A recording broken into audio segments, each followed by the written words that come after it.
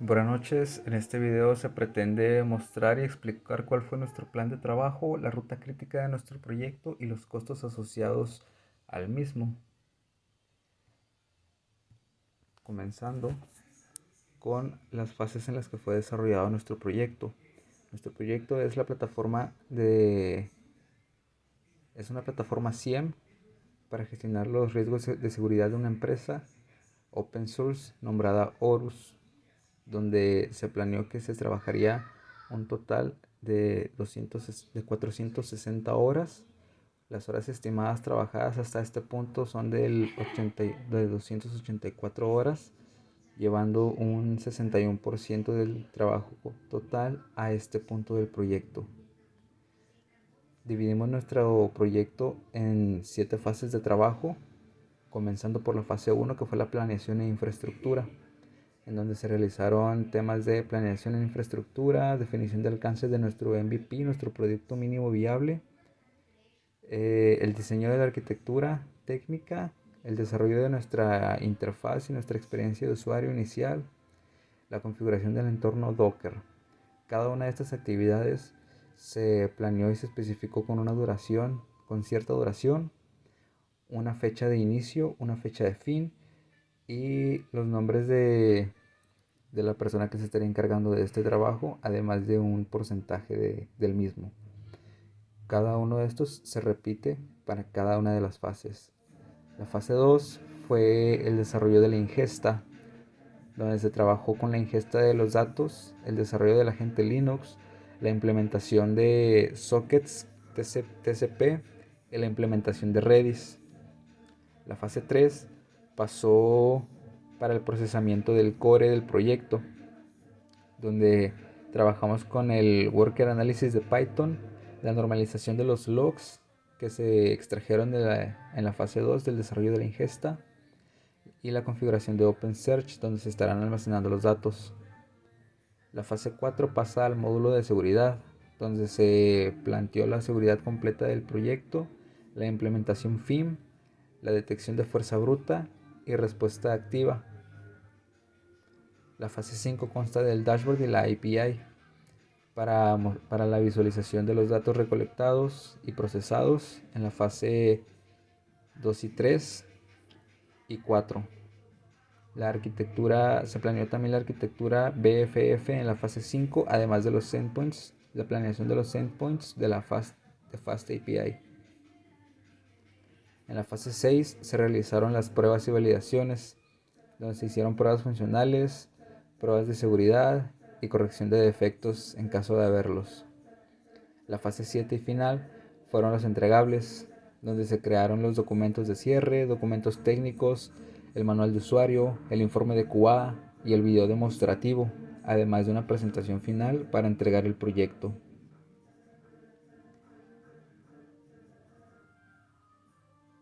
Adicional a esto, se generó un documento en el que se hizo la planeación de cada una de las fases y especificando más a detalle cada una de las actividades que conlleva cada una de estas fases, donde podemos ver que está el total de las actividades de la planeación, total de las actividades del análisis, total de actividades del diseño, total de actividades de desarrollo y codificación, total de actividades de las pruebas, total de actividades de fase de cierre y despliegue.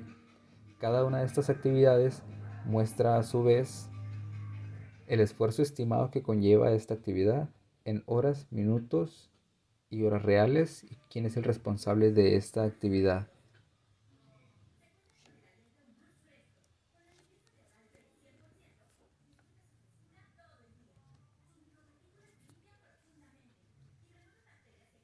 Además de esto, la ruta crítica de nuestro proyecto es secuencial, ya que cada una de las actividades depende de la anterior, llevando la siguiente secuencia, comenzando con el desarrollo del agente de ingesta, pasando para el buffer, que fue desarrollado con Redis, el motor del análisis, que es el core de nuestro proyecto, después de la base de datos, que fue desarrollada con OpenSearch, para poder posteriormente desarrollar la API REST, que fue desarrollada con FastAPI hecha con Python,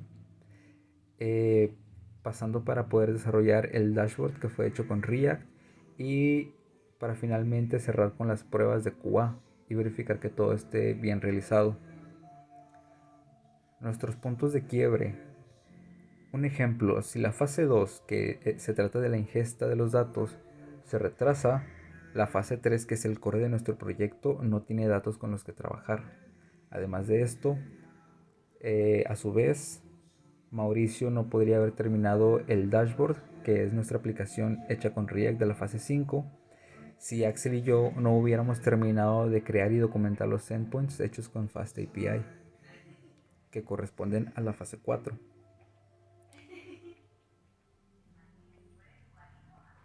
Después podemos analizar los costos de nuestro proyecto. El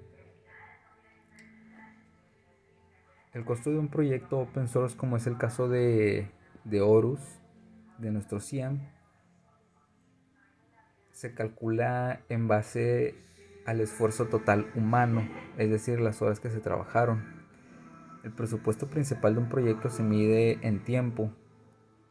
Nosotros tuvimos un tiempo de aproximadamente 220 horas de trabajo netas, que según que fueron distribuidas en un total de 4 ingenieros, es decir, el total de nuestros integrantes de nuestro equipo, además de nuestros costos de infraestructura.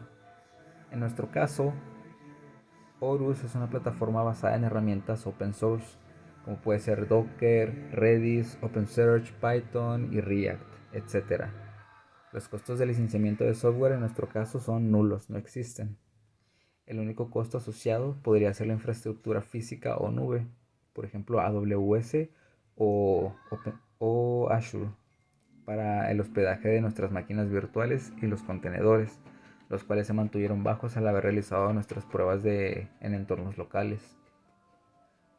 Para obtener un costo real financiero, se tendría que multiplicar el total de horas de trabajo realizadas por la tarifa de cada uno de los ingenieros, dependiendo también del rol que éste posea, pudiendo ser un project manager, un desarrollador o un tester.